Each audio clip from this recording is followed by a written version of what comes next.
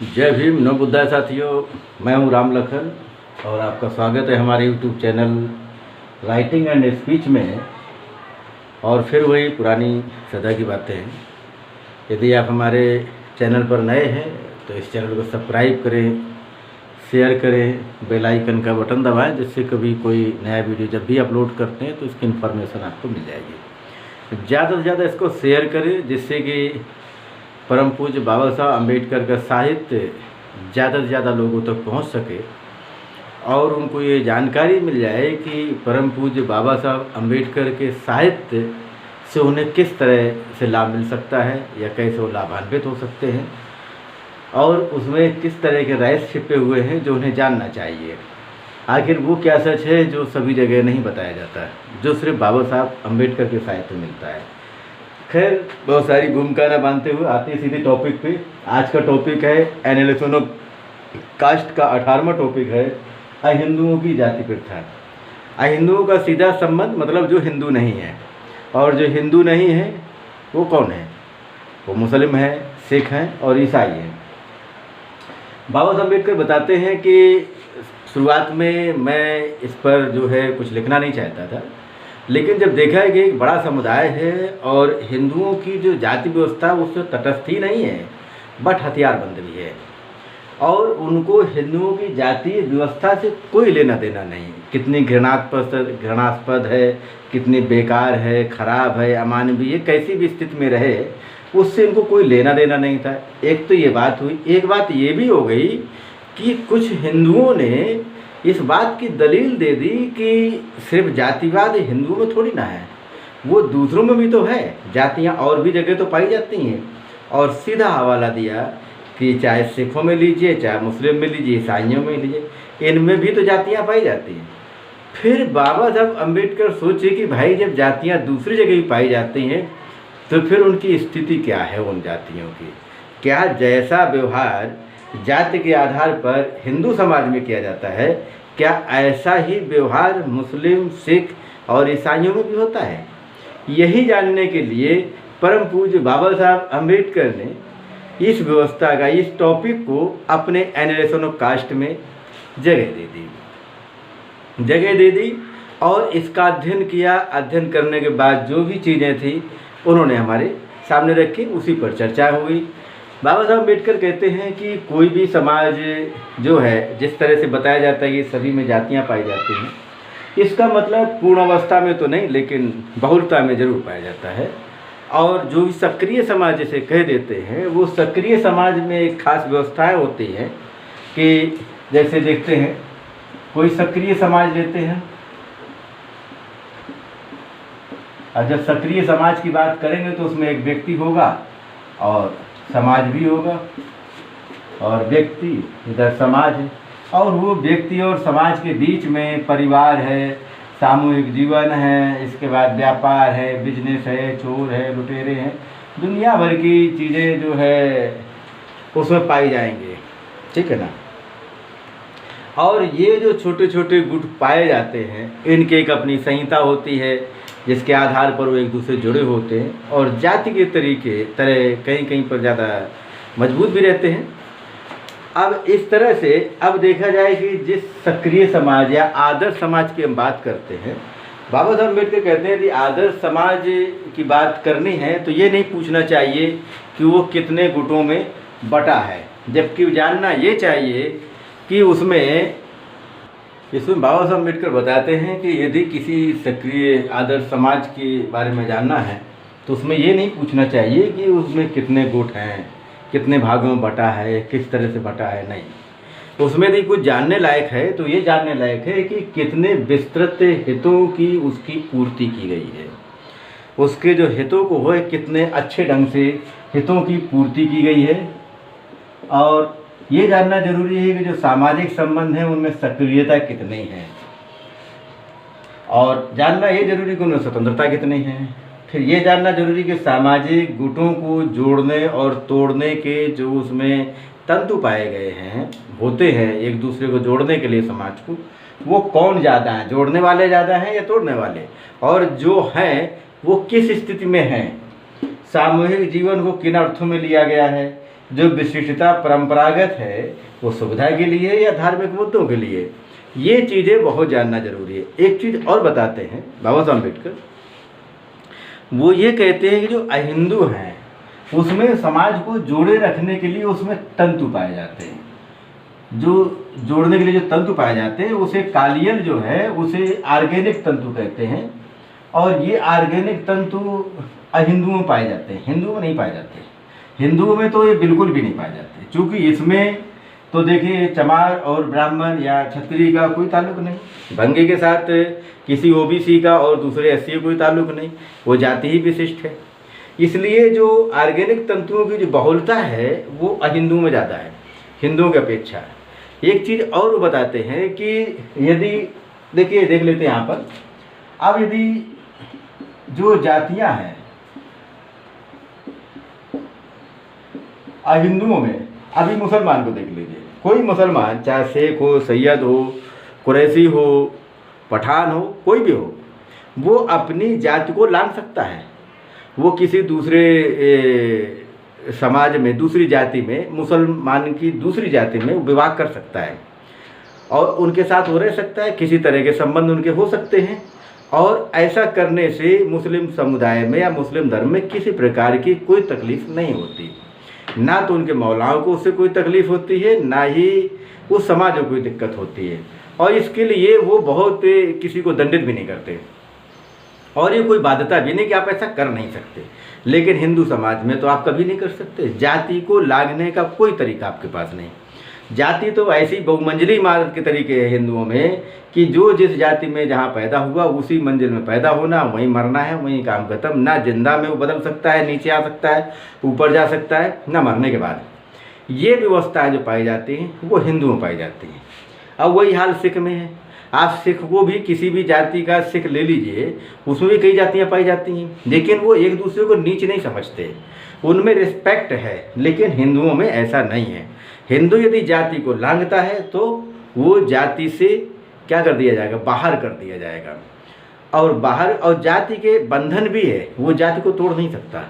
और यदि वो जाति के खिलाफ यदि चला भी गया तो उसका हुक्का पानी पता नहीं कितने तरीके से उसे दंडित किया जाएगा, जबकि ये अहिंदुओं में बिल्कुल भी नहीं होता है। ये एक चीज़ है कि हिंदुओं में ऑर्गेनिक तंतु नहीं पाया जाता जो कि अहिंदुओं में पाया जाता है।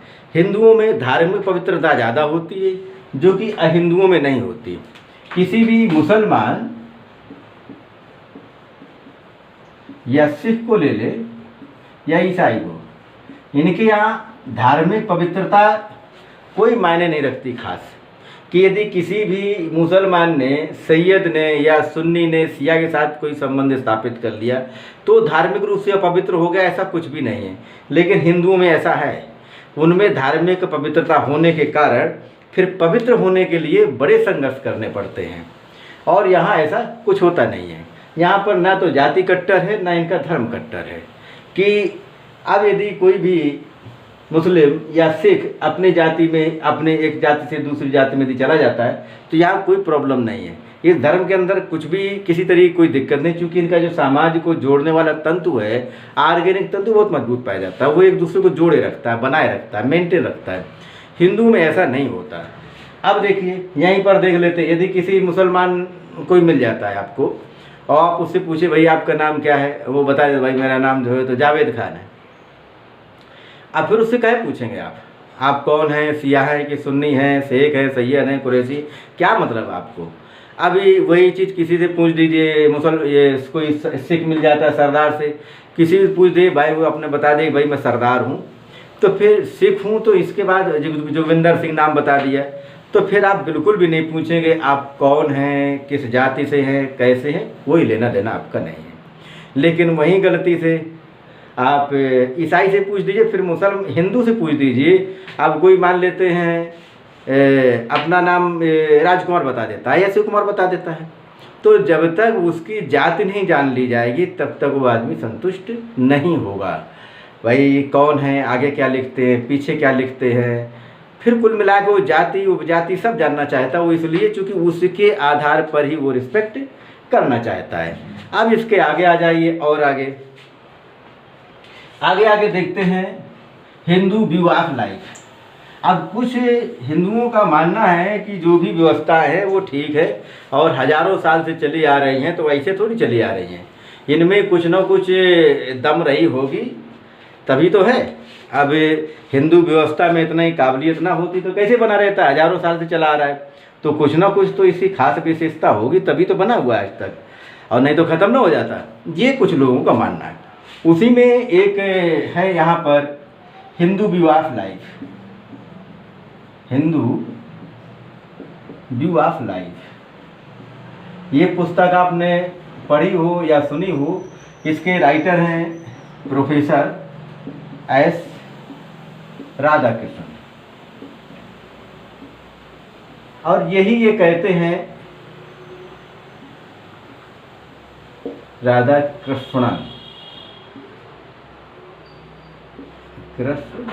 अब सही रहा, साफ दिखेगा थोड़ा, प्रोफेसर एस राधाकृष्णन। इन्होंने लिखा the Hindu view of life में कि जो समाज है, हिंदू समाज है, ये ऐसे ही थोड़ी बना रहा है, हजारों साल से, 4000 साल से चला आ रहा है, 5000 साल से, तो ये जरूर कुछ ना कुछ विशिष्टता के कारण है ना।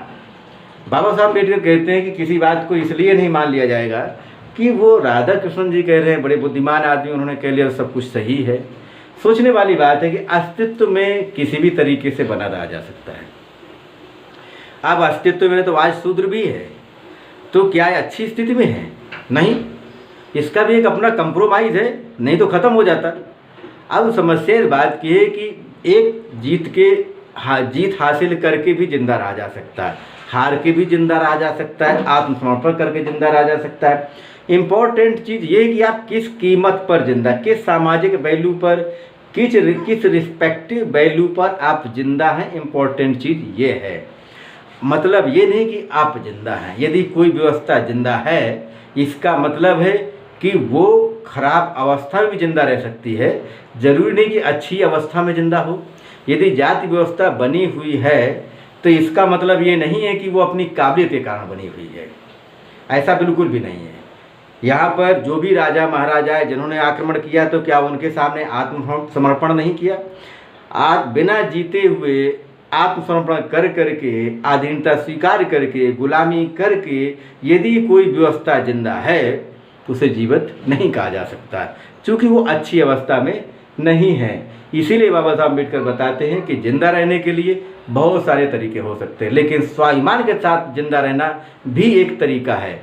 तो ये स्वाभिमान के साथ तो जिंदा रहने वाली जैसी चीज़ दिखती नहीं है। और यही बात तथागत बुद्ध बहुत पहले बता देते हैं, कोई बात इसलिए सच मत मान लो वो किसी बड़े आदमी ने कहा है, किसी महापुरुष ने कह दिया, किसी बुद्धिमान आदमी ने कह दिया, ये खुद तुम्हारे पिताजी ने कहा या पूर्वजों से चला आ रहा है। सच तब जब आपके विवेक की कसौटी पर खरा उतरे, तब। वही बात बाबा साहब अम्बेडकर कहते हैं कि जरूरी नहीं कि प्रोफेसर राधाकृष्णन जी ने लिख दिया और ये बात मान ली जाए कि हिंदू समाज में जाति व्यवस्था बेहतर चीज़ है, चूँकि हजारों साल से चली आ रही। कदापि नहीं। आप उसमें किस कीमत पर हैं, आपकी उस व्यवस्था में वैल्यू क्या है, क्या समानता के आधार पर आप हैं? यदि नहीं है तो व्यवस्था खत्म कर देनी चाहिए। यही परम पूज्य बाबा साहब अम्बेडकर कहते हैं। इसीलिए उन्होंने जाति के विनाश की बात की। और मैं अक्सर बोलता हूँ कि चाहे कोई पॉलिटिकल ये लीडरशिप करना चाहे, या सोशल लीडरशिप हो, या कोई एक्टिविस्ट हो, जो भी है, यदि कहीं भी कुछ करना है तो पहले एनिलेशन ऑफ कास्ट को पढ़ना बहुत ज़रूरी है। इसको समझ लेने के बाद, पढ़ने के बाद आपको भारत की पहले की स्थिति, आज की स्थिति में बड़ा अच्छा अध्ययन हो जाएगा और कुछ आप अपडेट कर लेंगे, इसमें आपको सुविधा होगी। इसलिए इसे जानना बहुत ज़रूरी है। खासतौर से लीडरशिप के लिए इससे इम्पोर्टेंट चीज़ कोई हो ही नहीं सकती, क्योंकि इसमें पूरे देश के हर समाज के बेहतर अध्ययन लिखा है, हर समाज का, और जिसे जानना किसी भी लीडर के लिए बहुत इंपॉर्टेंट होता है। आप देखिए, ये सारी बातें परम पूज्य बाबा साहब अम्बेडकर कब बता रहे हैं? 1936 में। 1936 में लाहौर के जो जात पात तोड़क मंडल था, उस अधिवेशन को जो वो करने जा रहे सम्मेलन, जहाँ पर परम पूज्य बाबा साहब अम्बेडकर को आमंत्रित किए, और उसमें सिर्फ इस बात के लिए उस स्पीच को नहीं पढ़ा जा सका क्योंकि इसमें कुछ शब्द थे जो उनसे उन्हें आपत्ति थी। अब अभी तक तो 18 टॉपिक पढ़ने के बाद तो हमें कोई शब्द मिला नहीं कि भाई इसमें कुछ ऐसा था जो नहीं बोलना चाहिए था। लेकिन एक बात तो तय होती जा रही है, हम खुद 26 टॉपिक को पढ़ करके समझेंगे और जब ये देख लिया जाएगा कोई भी शब्द ऐसा नहीं था जो हटाने लायक था, तो जाहिर सी बात है कि उस समय का समाज इस लायक नहीं था जिनके बीच में बाबा साहब अम्बेडकर स्पीच देते और वो समझने लायक होते। तो तात्पर्य हुआ कि उस दौर का समाज इस बात को समझने के काबिल भी नहीं था। ये बात तो ठीक है कि वो काबिल नहीं होगा, लेकिन ये बात भी एक अलग है कि आज तक क्या इस काबिल बना नहीं। आज तक किसी ने जाति की कट्टरता पर, जात के आधार पर हो रहे शोषण पर, मतलब इसके खिलाफ काम नहीं किया। ये यहाँ के लोगों का जो अकर्मण्यता है वो दिखती है, लीडरशिप की कमी दिखती है। ये चीज़ें बहुत जानना जरूरी है, जो आपके अपडेट से समझ में आएगा कि जब आप एनालिसिस ऑफ कास्ट को पढ़ेंगे और ये देखेंगे जो चीज़ पहले बता दी गई फिर उस पर काम क्यों नहीं किया गया। इसका मतलब हमारे देश के लोगों को, हमारे देश के लोगों की बिल्कुल चिंता फिक्र नहीं थी। तो यदि आपको फिक्र है तो फिर जाति को तोड़ना बहुत ज़रूरी है। परम पूज्य बाबा साहब अम्बेडकर इसीलिए कहते हैं यदि देश समाज का विकास करना, सबसे पहले जाति को ख़त्म करना होगा। कैसे ख़त्म करना है, परिस्थितियों के अनुसार आप तय करें। और जिस समय परम पूज्य बाबा साहब अम्बेडकर इस साहित्य को लिख रहे थे उस समय के हिसाब से उन्होंने बता दिया है। आगे का टॉपिक बताएंगे कि जाति को कैसे तोड़ा जा सकता है। तो कुछ तो वो चीज़ें होंगी और कुछ आप अपने तरीके से ईजाद कर सकते हैं कि इस किले को कैसे तोड़ा जाए। इसे तोड़ना बहुत ज़रूरी है। यदि आने वाले समय अपने समाज को आगे देखना चाहते हैं तो जाति को तोड़ना निश्चित है, बहुत ज़रूरी है। Thank you very much. जय भीम, नमो बुद्धाय।